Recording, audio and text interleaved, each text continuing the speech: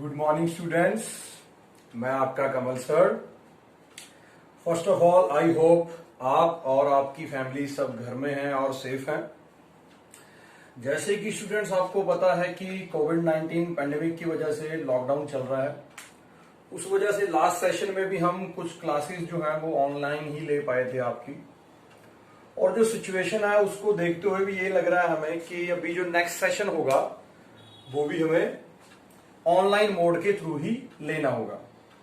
Although हम चाहते हैं कि भाई जल्दी से सब कुछ ठीक हो और हम बड़ी जल्दी एक दूसरे से मिलें और ऑफलाइन क्लासेस लें, बट जब तक हमारी अभी फिजिकल इंटरेक्शन नहीं हो पाती तब तक हम अपनी जो स्टडी है वो ऑनलाइन मोड के थ्रू ही कंटिन्यू रखेंगे। तो डियर स्टूडेंट्स, इस बार जो मैं आपको सब्जेक्ट पढ़ाने जा रहा हूं दैट इज माइक्रो प्रोसेसर। आप लोगों ने माइक्रो प्रोसेसर टर्म वैसे काफी बार पहले सुना होगा और being a computer science students आपको कुछ ना कुछ इसके रिलेटेड आइडिया भी होगा। So today we will see the whole basics about this micro processor. Micro processor या आपने सुना होगा CPU, that is central processing unit.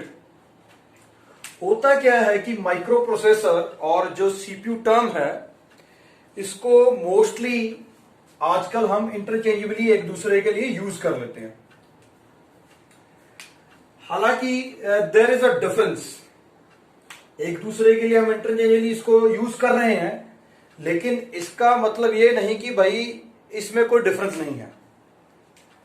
There is a difference between micro processor and CPU hardware point of view.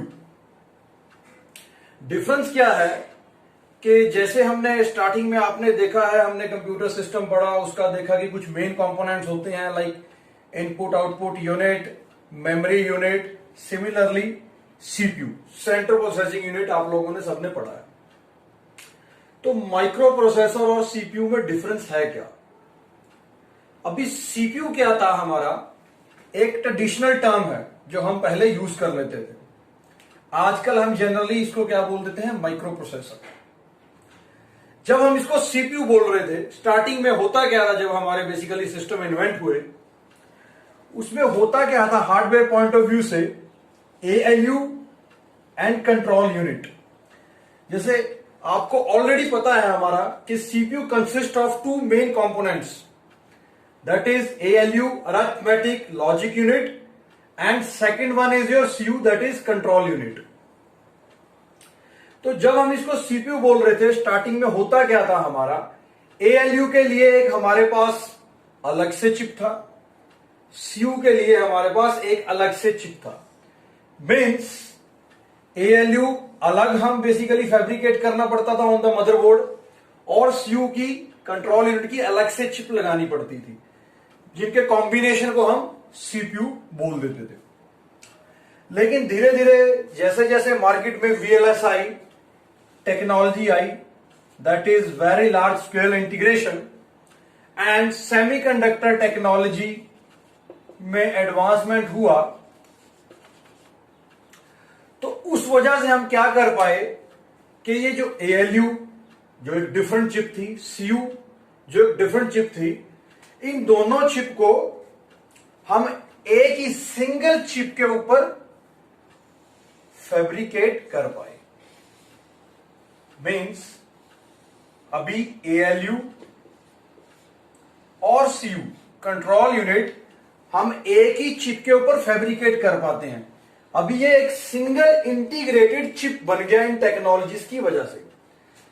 सो जब हमने ALU और CU एक ही chip के ऊपर फैब्रिकेट कर दिया, इसके लिए सिर्फ एक ही सिंगल इंटीग्रेटेड चिप बन गई, then it becomes a micro processor. तो अभी आपने ध्यान रखना है कि सीपीयू और माइक्रो प्रोसेसर में बेसिकली डिफरेंस क्या है।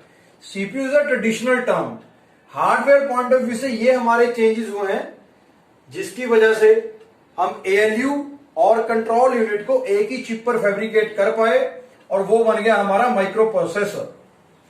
और अगर आप इसी चिप के ऊपर जिस पर हमने एएलयू, सीयू, फैब्रिकेट किया, अगर आप मेमोरी भी इसी चिप के ऊपर फैब्रिकेट कर दो, then it becomes micro controller.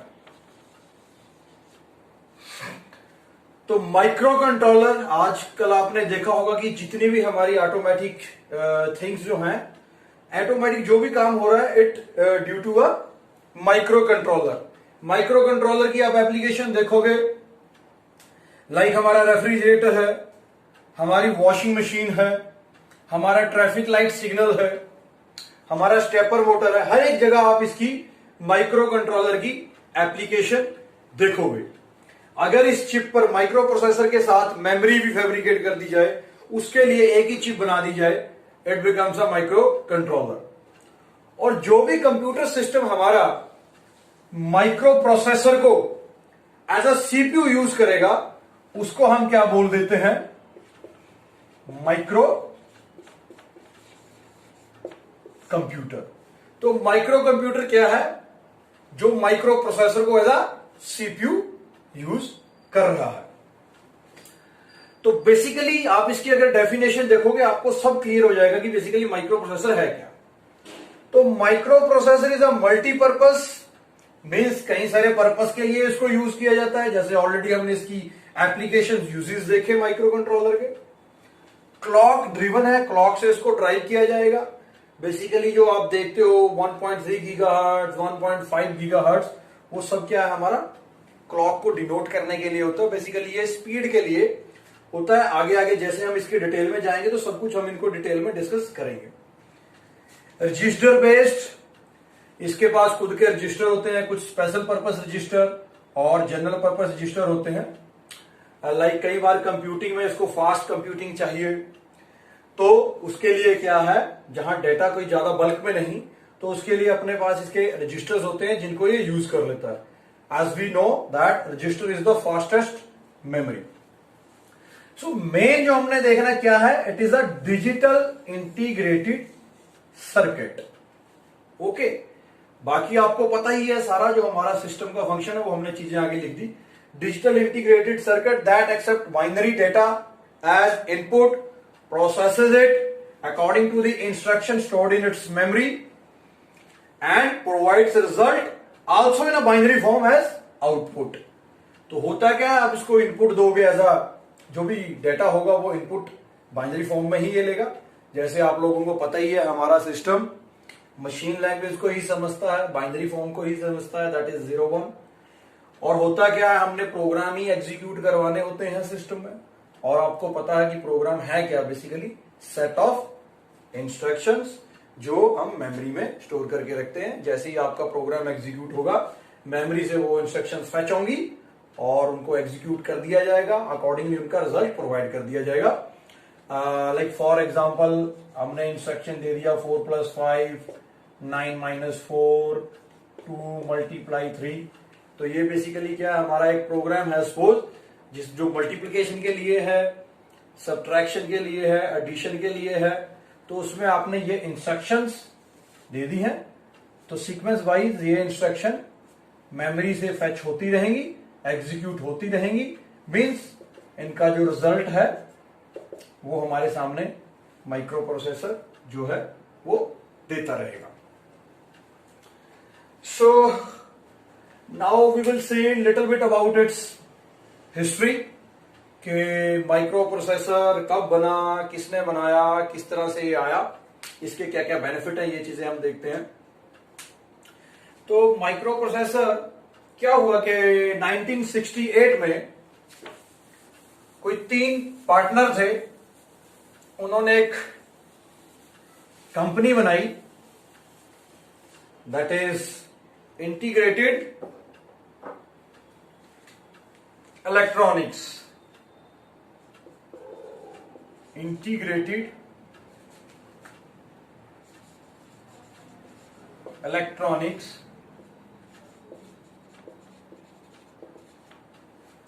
Non as Intel. तो इंटेल ने क्या किया, 1971 में पहला माइक्रो प्रोसेसर दैट इज 404 मार्केट में इंट्रोड्यूस किया। 4004 बेसिकली 4 बिट माइक्रो प्रोसेसर था हमारा। 4 बिट मीन्स इसका वर्ड साइज था जो वो 4 बिट था। मीन्स ये जो माइक्रो प्रोसेसर था ये एट अ टाइम 4 बिट्स को ही एग्जीक्यूट कर सकता था। और ये जो 4 बिट है जो हम बोलते हैं like 4 bit, 8 bit, 16 bit, 32 bit, आजकल तो आप देखोगे कि 64 बिट हमारा प्रोसेसर, माइक्रो प्रोसेसर जो है चल रहे हैं मार्केट में। ये डिपेंड किसके ऊपर करता है? डेटा बस के ऊपर। तो आपने हमेशा ये ध्यान रखना है कि जो प्रोसेसर का हम ये बिट डिसाइड कर रहे हैं कि एट अ टाइम वो कितना एग्जीक्यूट कर सकता है, ये हमेशा it depends upon its data bus. Because data bus he decide करेगी कि कितना डेटा वो एट अ टाइम उठा सकती है, और मीन्स जो माइक्रो प्रोसेसर है वो एट अ टाइम कितना डेटा को एग्जीक्यूट कर सकता है। नेक्स्ट हम अगर इंटेल की ही बात करें तो नेक्स्ट इन्होंने जो माइक्रो प्रोसेसर था 8 बिट का 8008, ये 1972 में इंट्रोड्यूस किया। उसके बाद 808 अगेन 8 बिट का था, 1974 में इंट्रोड्यूस किया गया।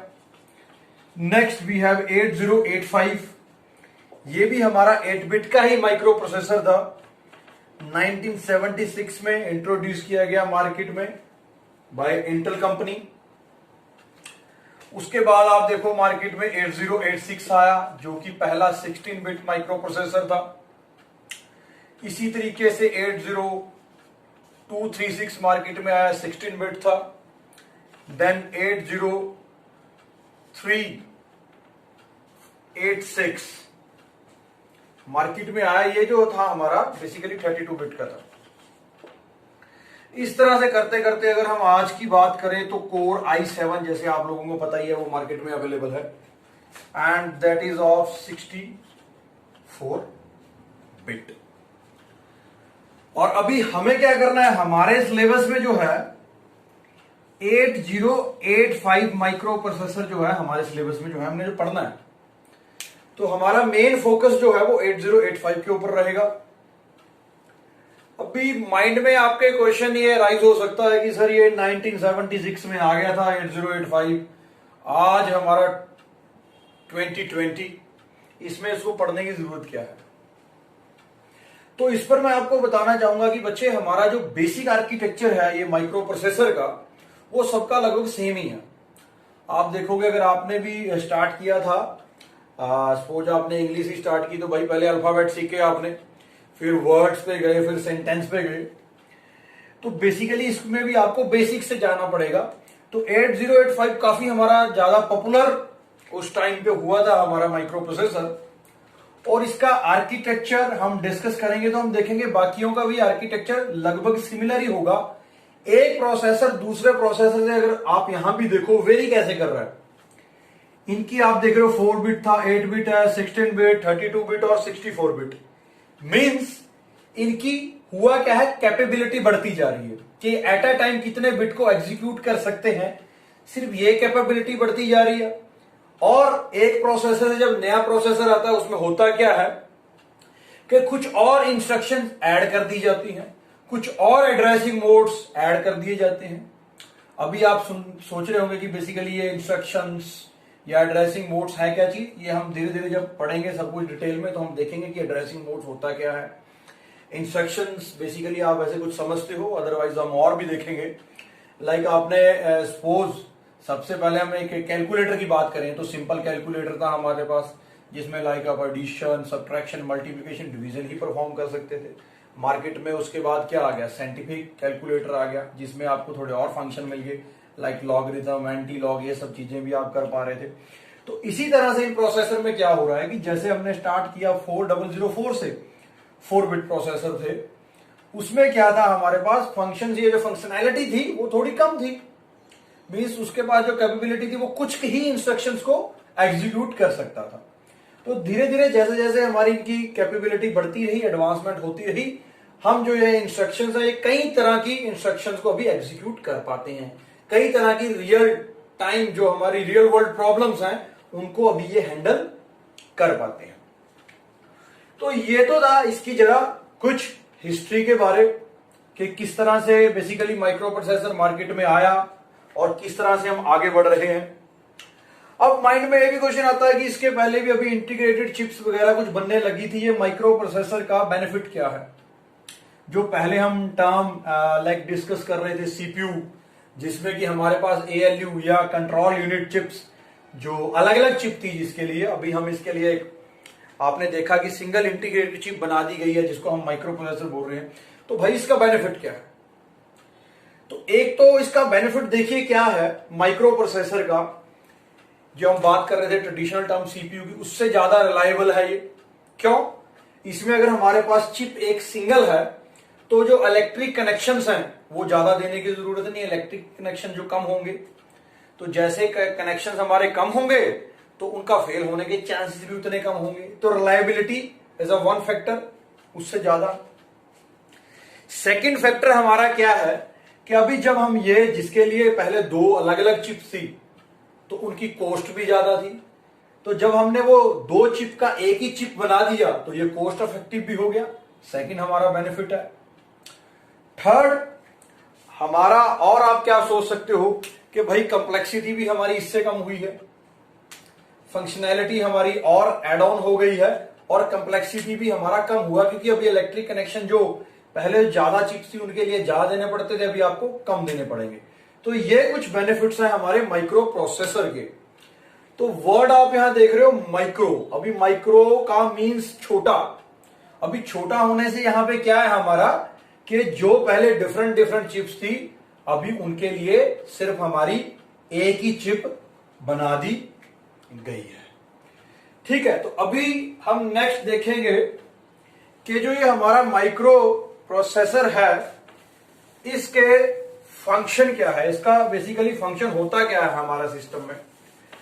जैसे कि आप ऑलरेडी जानते हो कि भाई सिस्टम में हमारे कई सारे कंपोनेंट्स हैं, तो आप देखोगे हर एक कंपोनेंट्स का अपना अपना रिस्पॉन्सिबिलिटी होता है, अपना अपना, हर एक कंपोनेंट का अपना अपना टास्क होता है। तो मेन बेसिकली माइक्रो प्रोसेसर के हमारे आप देखोगे कि मेन जो है वो तीन फंक्शन होते हैं। इसके तीन फंक्शन कौन कौन से होंगे हमारे माइक्रो प्रोसेसर के?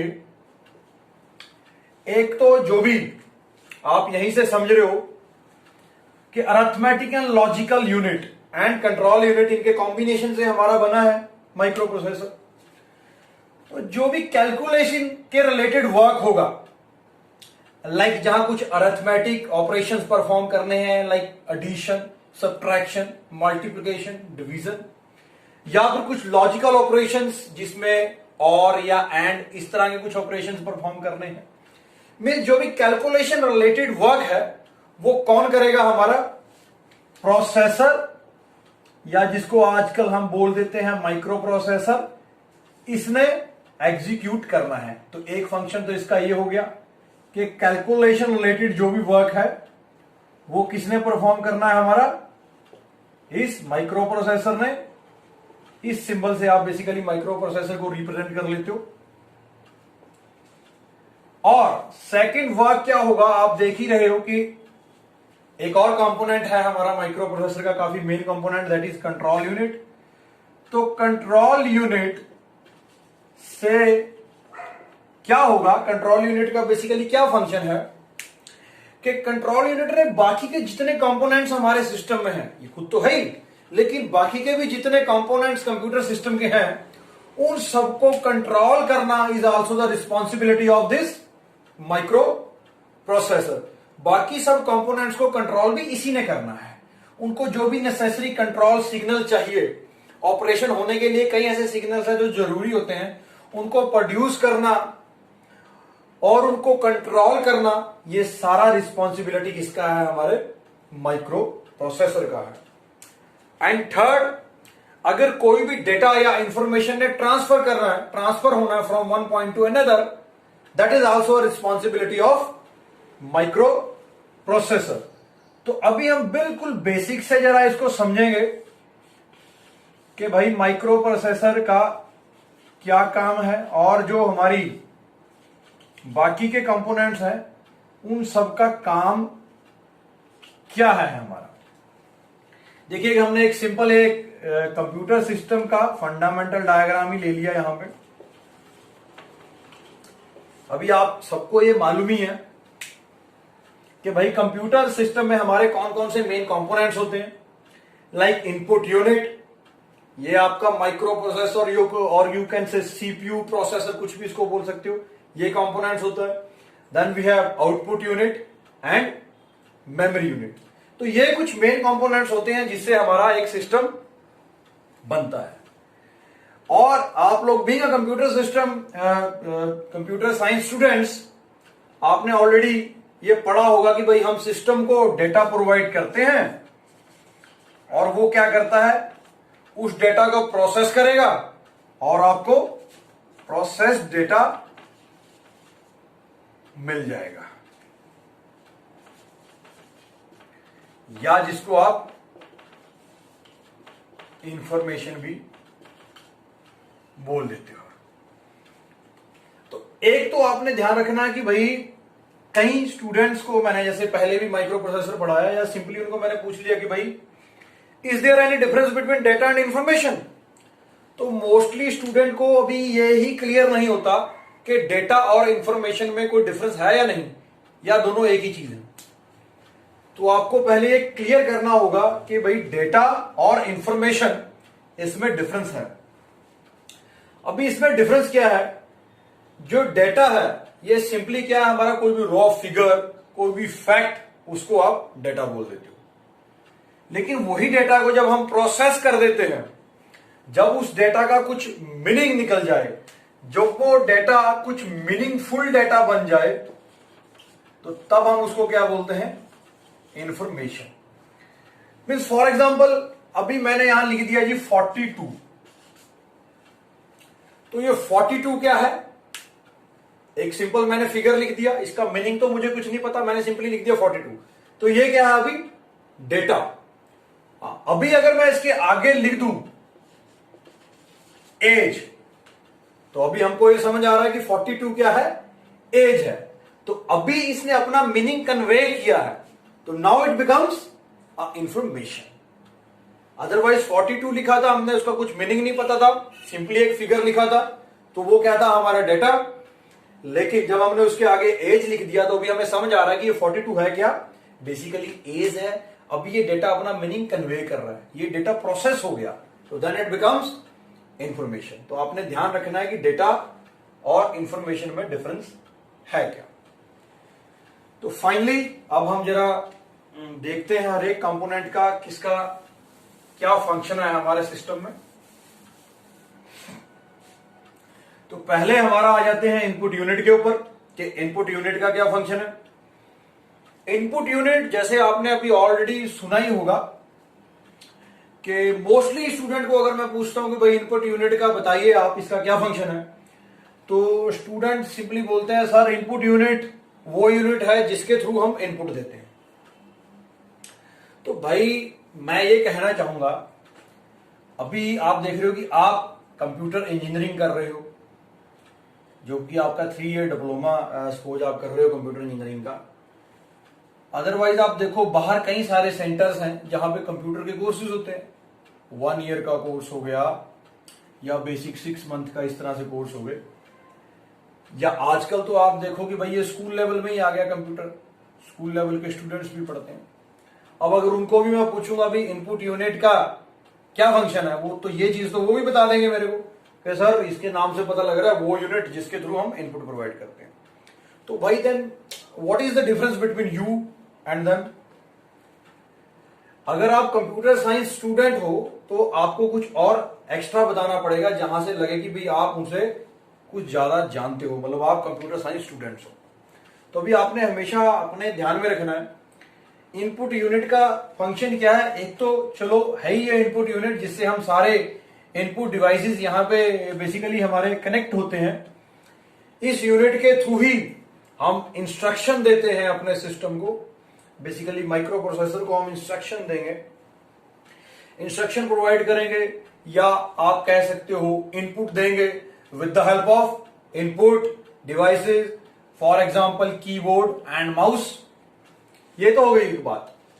लेकिन जो मैं बोल रहा हूं, आपने मेन बात एक और अपने दिमाग में क्या रखना है कि हम जब अभी बात कर रहे हैं लाइक हिंदी पंजाबी में या इंग्लिश में बात कर रहे हैं, हमको आपस में समझ आ रही है, बट आपको पता है हमारा कंप्यूटर सिस्टम जो है वो सिर्फ और सिर्फ आज भी मशीन लैंग्वेज, या जिसको हम बाइनरी लैंग्वेज भी बोल देते हैं, उसी को अंडरस्टैंड करता है।